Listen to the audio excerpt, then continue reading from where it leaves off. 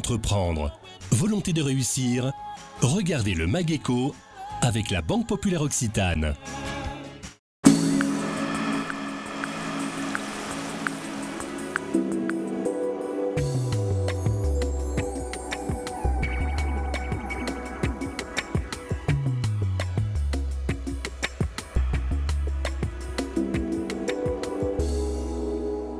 Bonjour et bienvenue dans ce nouveau numéro du MAG de l'Écho où, vous le savez, nous recevons chaque semaine un décideur qui fait l'actualité économique de Toulouse et de sa région. Alors j'ai le plaisir aujourd'hui de recevoir Maïté Quintana. Bonjour et bienvenue. Merci. Vous êtes la présidente de Booster Game, une entreprise toulousaine pas encore très connue mais qui va pas tarder à l'être, spécialisée dans l'animation commerciale et le marketing de terrain. Alors on parle aussi d'externalisation commerciale, c'est un terme un peu barbare, vous nous expliquerez un petit peu ce que vous faites.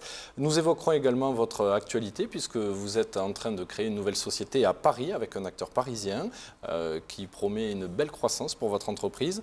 Mais auparavant, je vous propose de découvrir votre quotidien puisque notre équipe est venue vous rencontrer dans vos locaux à Cugnot, au siège de votre entreprise Booster Game. C'est un reportage de Dimitri Pavlenko.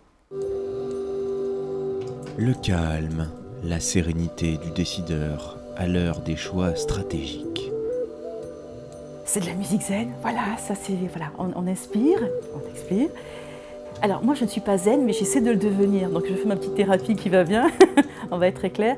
On fait un travail qui est stressant, même sur la partie back-office, donc on essaie de garder une petite harmonie pour que quand on a des petites montées, on puisse se reposer et redescendre correctement et ne pas se gâcher la vie en permanence.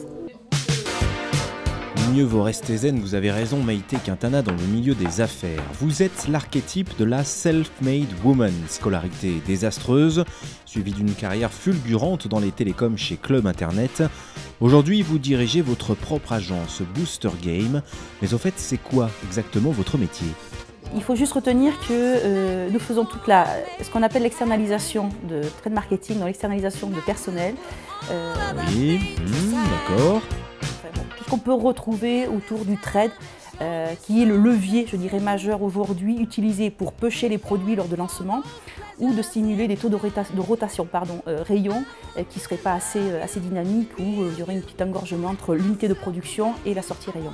Waouh, ça jargonne dur chez vous. Pour faire simple, disons que vous embauchez et formez ce que vous appelez la masse humaine, des armées de vendeurs, hôtesses qui sur le champ de bataille des centres commerciaux feront le succès des produits de vos clients. On va vous transmettre par mail votre courrier, votre contrat, et également par courrier votre contrat. J'étais en train de repositionner un animateur sur le secteur de l'île d'Abo pour un positionnement d'un animateur qui s'est libéré en fonction d'une mission qu'on nous a donnée par rapport à Orange.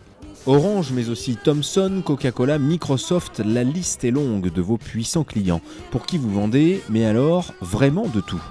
Oui, on a fait du turbo cochon. En fait, on a travaillé pendant quelques années pour Bandai, donc sur toute la partie, le lancement des badgets à l'époque, et du turbo cochon en animation. Donc là, on était sur du profil qui était très BAFA, puisqu'on était en pleine période de Noël, et puis il fallait vraiment parler aux enfants, donc le profil s'était bien axé là sur un marché de niche assez spécifique. Mais c'était très amusant. Et ce sera quoi le prochain produit ? Voilà, Maïté Quintana, de retour avec vous. Alors, expliquez-nous un petit peu ce métier particulier de l'animation commerciale qui est le cœur de l'activité justement de Booster Game. Alors, tout simplement, l'externalisation de force de vente, comme vous l'expliquiez tout à l'heure, est un métier de niche. On n'est pas nombreux sur le marché, puisqu'au national, aujourd'hui, au syndicat, on représente, je crois que c'est 33 acteurs. Ah oui, c'est petit. C'est très peu. En fait, les industriels font appel à des activités comme les nôtres pour faire des lancements de produits en masse. Ça veut dire qu'on a besoin de matin d'avoir 200, 300 personnes qui vont aller pêcher un produit ou faire un lancement. Ou renforcer des équipes terrain, tout simplement, parce que finalement, ce qui est aujourd'hui en place n'est pas suffisant et on a besoin de doper les ventes. Donc, on est des leviers, on va dire, de toute une partie de direction commerciale et de force de vente. Donc vous êtes, comme le nom vous l'indique, des boosters, un turbo pour l'activité commerciale de vos clients alors. Tout à fait.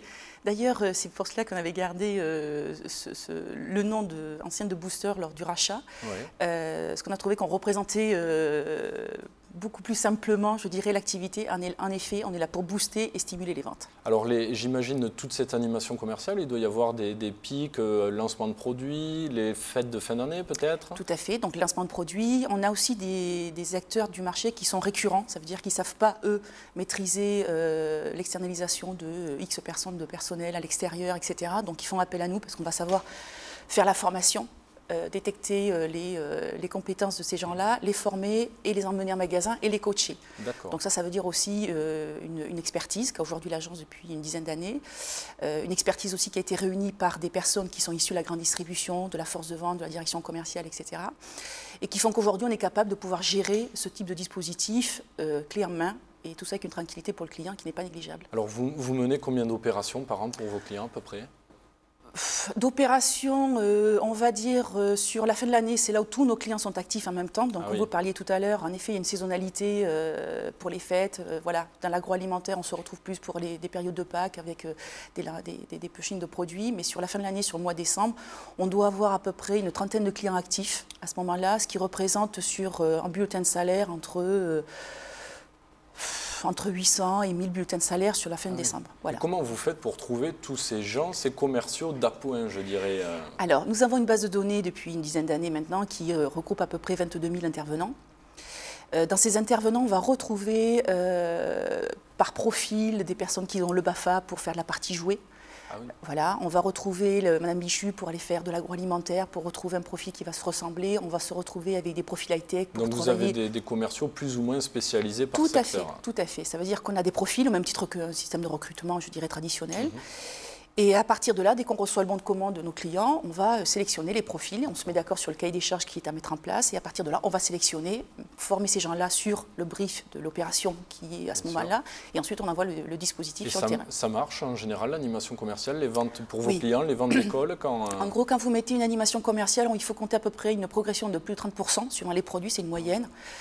En sachant qu'une journée d'animation diffuse des ventes jusqu'à 12 jours. Jusqu'à 12 jours, Ça veut dire on fait une démonstration aujourd'hui et dans 12 jours, suite à la démonstration qui a été faite par exemple le samedi, on va récupérer... D'accord. Alors quels sont vos clients? J'ai regardé un petit peu en préparant cette émission, je vois des grands noms, Orange, Microsoft, La Berry, Fram, le Toulousain. C'est vraiment tout secteur et c'est plutôt des grosses entreprises, vos clients. On ne fait pratiquement que du gros compte clé, on est bien d'accord, tout simplement parce que d'une part ils ont les budgets et ils ont la facilité et l'expertise de travailler avec des prestataires de services parce que ce n'est pas très évident non plus. Et en effet, nous n'avons pas de clients locaux, donc voilà. Ah bon, Fram, c'est un local. Nous sommes bien d'accord, c'est le seul. C'est celui-là qui vous évite d'aller à Paris. Exactement, de prendre l'avion toutes les semaines, et en effet. Alors, Booster Game, combien vous avez de salariés, vous, en propre, pour faire tourner la structure, au-delà des forces commerciales? Aujourd'hui, en permanent, nous sommes une quinzaine de personnes, et en moment fort qui démarre en général vers septembre, on passe à 20-25 personnes. D'accord. Et quel est le chiffre d'affaires à peu près de votre société? L'année dernière, nous avons clôturé à 7 millions d'euros. Voilà, en gros, dans les acabits, ça c'est sur la structure Booster Game. D'accord. Alors, vous avez racheté la société en 2001 à Nanterre, au tribunal de commerce. Vous l'avez relocalisée, entre guillemets, à Toulouse. C'est un choix de vie pour vous? Ouais. De pouvoir rester à Toulouse? J'étais anciennement DIRCO chez Club Internet. Les années passant, je me suis dit, ce serait temps de rentrer à la maison. Voilà, même si je faisais du home office et du télétravail. Donc c'était une bonne occasion pour vous de... Tout à fait. Moi, je faisais appel aux prestataires déjà à l'époque et à ce moment-là, la dirigeante me dit, voilà, je suis un directeur général, etc. Donc voilà, je suis partie. Les choses ne se sont pas passées comme prévu à l'origine. Mais dans la finalité, ça a été une très belle opportunité puisque j'ai pu racheter avec 2 autres salariés cette structure. Et voilà, on a tout restaffé, refondu tous les métiers, et, relooké, puis partir à la guerre. Ben ça a l'air de bien marcher. Oui. En période de crise, est-ce que l'animation commerciale est plus demandée par vos clients pour se différencier, pour gagner des parts de marché? Oui, parce qu'on a une problématique, ça veut dire que les industriels ont leur unité de production, qui, eux, crise ou pas crise, sont obligés de maintenir leur cadence. Et en effet, en période de crise, les taux de rotation rayon dans les magasins n'est pas suffisant. Et voilà. Donc l'idée pour répondre à votre question, c'est en effet, nous sommes le levier pour pouvoir récupérer quelque part le manque à gagner, donc de stimuler, donc des budgets supplémentaires pour eux, qui se chiffrent pour certains à des millions d'euros, mais qui font partie de l'économie. Qui sont indispensables. Votre actualité, c'est le lancement, la création de BBO by Booster, une société que vous avez créée avec un acteur parisien, un associé parisien. Vous nous expliquez un petit peu quel est l'objet? Alors tout simplement, Serge Benaïm avait une agence d'hôtessariat qui s'appelait BBO, qui était basée sur Paris et que je connais depuis des années et avec qui nous avons une bonne amitié. Et en discutant au septembre l'année dernière, on s'est dit finalement, pourquoi ne pas se marier? lui ayant un bon relationnel sur la région parisienne dû à son partenariat, enfin toute la partie sportive, les globes de cristal. Des tournois de beach volley, je crois. Tout à fait, tout ce qui est le beach Orangina pour cette année, Schweppes, pardon.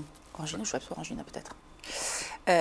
Donc l'idée c'était de faire du win-win, il apportait du business et moi je continue avec toute l'infrastructure que j'ai, toute la partie production pour pouvoir faire un bon deal.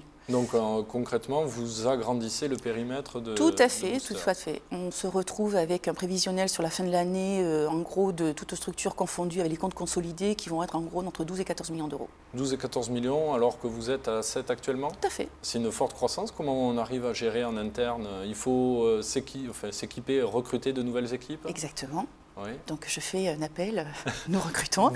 On staff aussi, donc je recherche un DG pour me seconder. Voilà, Oui. on est en recherche de postes clés et de gens qui souhaitent faire quelque chose et s'impliquer dans une belle aventure. Une question, vos hôtesses, vos forces d'animation commerciale, on les rencontre donc dans les grandes surfaces, dans des boutiques Orange, dans des magasins comme ça? Tout à fait, dans tout ce qui est réseau de distribution, notamment pour Orange, on est sur Carrefour. On va les retrouver dans les hôtesses, toutes les globes de cristal, toutes les hôtesses qui étaient à la partie accueil et gestion de l'événement font partie de BBO by Booster. On peut se retrouver sur tout endroit public où on va avoir besoin de masse externe. Est-ce que l'hôtessariat, c'est une part importante? Parce que c'est un métier un peu différent, les hôtesses ne vendent rien, elles n'ont pas forcément de profils commerciaux? Non, en fait, l'hôtessariat, c'est plus une activité de BBO. Donc c'est leur expertise et pas la nôtre. Nous, on est vraiment sur un créneau de force de vente et de l'action commerciale. Ce qui a permis aussi de réunir deux métiers qui sont à peu près similaires et qui sont dans le même cahier des charges, mais avec des expertises totalement différentes. Donc c'est deux activités complémentaires. Tout à fait. Donc une belle opération de croissance externe. Est-ce que vous pensez en mener d'autres dans les mois où... Oui. Oui. Oui. Alors toujours pour élargir le périmètre client ou le périmètre d'activité? Ça sera plutôt pour élargir le périmètre métier. Ça veut dire qu'aujourd'hui, nous sommes... Alors moi, par nature, je suis dans le high-tech, donc forcément, mes clients, on les retrouve dedans. L'idée, c'est de partir avec des acquisitions qui seront dans l'agroalimentaire, le DPH et voir le bricolage. Le DPH? Le DPH, tout ce qui est produits de beauté, etc. D'accord. Sans citer de marque. Bon, très bien. Donc, le grand projet pour Booster Game cette année encore. Merci d'être venu sur le plateau du MAC de l'Écho. Avec plaisir. Je vous dis à la semaine prochaine.